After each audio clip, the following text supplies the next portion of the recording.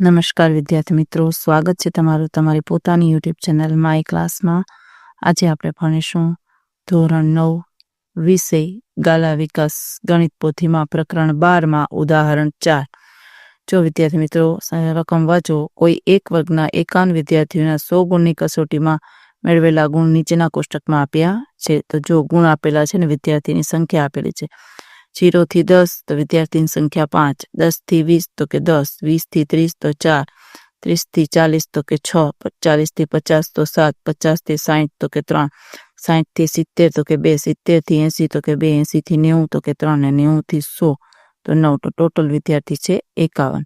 હવે શું કરવાનું છે? ઉપરોક્ત આવૃત્તિ વિતરણના કોષ્ટકને અનુરૂપ સ્તંભાલેખ તથા આવૃત્તિ બહુકોણ સાથે આપણે એક સાથે બે દોરવાનું છે. ચાલો વિદ્યાર્થી મિત્રો, જો આવી રીતે છે, આકૃતિ પણ દોરેલી છે અને સામે તેના બહુકોણ પણ આપણે દર્શાવવાના થાય છે.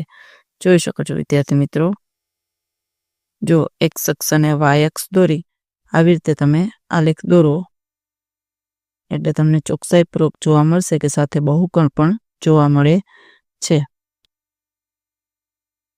ચાલો, એક્સ અક્ષ અને વાય અક્ષ દોરી આવી રીતે તમે આલેખ દોરી શકો છો. ચાલો વિદ્યાર્થી મિત્રો, આજના વિડીયો લેક્ચરમાં આટલું જ. જો તમને આ વિડીયો ગમ્યો હોય તો લાઇક કરશો, તમારા મિત્રો સાથે શેર કરશો અને મારી ચેનલને સબસ્ક્રાઈબ પણ કરશો. આવજો.